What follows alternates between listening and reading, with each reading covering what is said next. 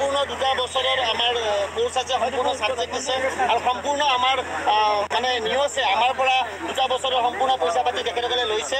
গতিকে আমাৰ সম্পূৰ্ণ NCTৰ গাইডলাইন মতে আমাৰ এই কোৰ্চটো কৰা হৈছিলে। গতিকে আমি আশা কৰিছোঁ যে ইয়াত যাতে কোনো ধৰণৰ আমাৰ মাহিয়াৰ দৃষ্টিৰে আমাক নাচায়, আমাৰ সকলোকে একত্ৰিতভাৱে সকলো আমাৰ অসমৰ যিখিনি মানে নিবনুৱা সকলোকে আমাৰ এই চাকৰি মানে হেৰি কৰাৰ কাৰণে সুবিধা দিয়ে।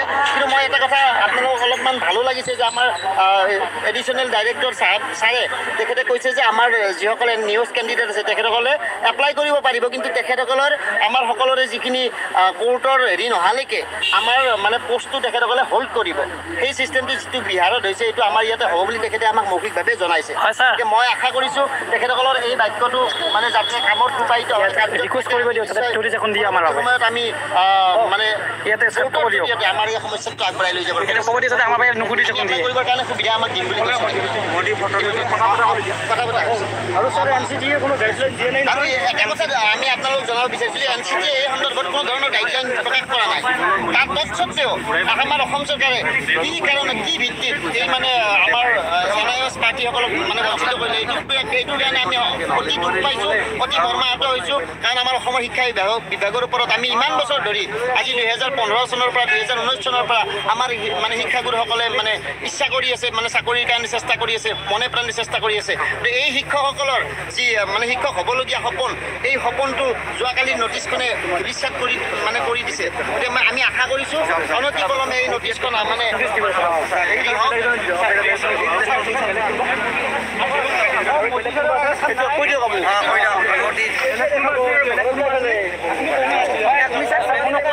আৰু আমি যে পাৰিম নোটিছ দিয়াতে প্ৰকাশ কৰিব কওক, কৈ লওক আমি যে পাৰিম নোটিছ দিবলৈ কওক। আমি যে এফালে পাৰিম বুলি কৈছে কওকচোন, আমি যে পাৰিম বুলি কৈছে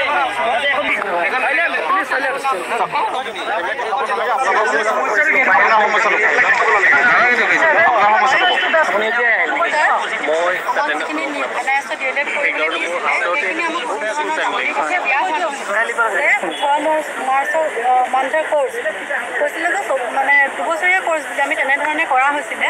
কৰাৰ পিছত গোটেইখিনি আমাৰ লগত যিখিনি মানে পালে অলৰেডি পালে তেওঁলোকে, এতিয়া চৰকাৰী চাকৰি তেওঁলোকে কৰি আছে।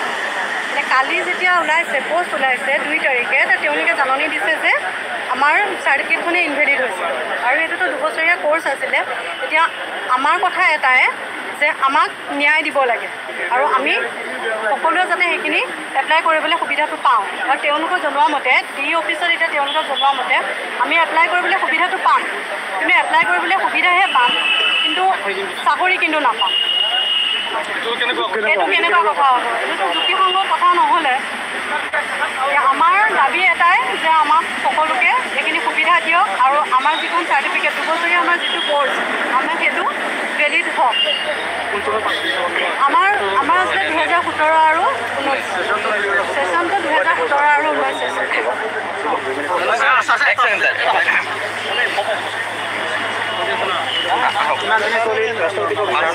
মুখ্যমন্ত্ৰী মহোদয়, আপোনাক এটা কথা জনাবলৈ আমি NIOSৰ কেন্দ্ৰীয়বিলাকে অনুৰোধ কৰিছোঁ যে আপোনাৰ চৰকাৰে বিগত 6 বছৰ 19ৰ পৰা 23লৈকে NIOSৰ চাৰ্টিফিকেট এপ্লিকেবল বুলি আমাক অলৰেডি চাকৰি দিছে।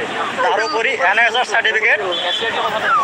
চাৰ্টিফিকেট 18 মাহটো 24 মাহৰ সমকক্ষ বুলি DEWয়ে পাব্লিছ কৰিছিল।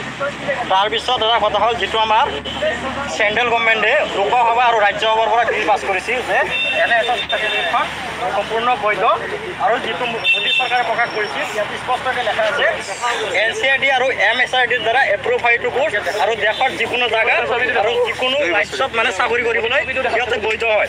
স্পষ্টকৈ লিখা আছিল। আৰু ইয়াতে লেখা আছে 2 বছৰৰ কোৰ্চ বুলি স্পষ্টকৈ লেখা আছে এইটো। আৰু আপোনালোকে চাব, আৰু প্ৰথম বৰ্ষ 4,500 টকা আৰু দ্বিতীয় বৰ্ষত 6,000 টকা এডমিশ্যন ফিজ লৈছে আমাৰ পৰা, 6 পৰা লৈছে।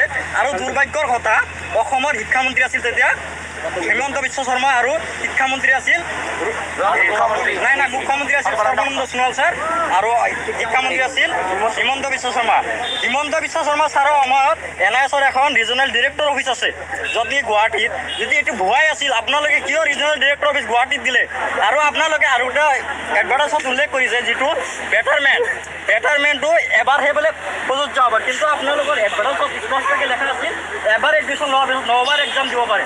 আপোনালোকে এটা ৰুল বনাব 6-7 বছৰ চলিব, তাৰপিছত 7 বছৰ পিছত কিবা এটা কোৰ্টে ৰায় দিব এইটো ইনভেলিড কোৰ্চ। কিন্তু আমাৰ কি কথা হ'ল, আমাৰ জীৱনটো 50 বছৰীয়া ছাৰ, আমাৰ জীৱনটো 100 বছৰীয়া নহয়তো।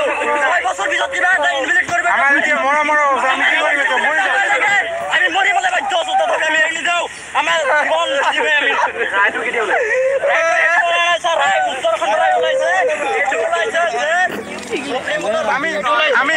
আমি এতিয়াতো নতুনকৈ DL এডো কৰিব নোৱাৰোঁ। কিন্তু NCERT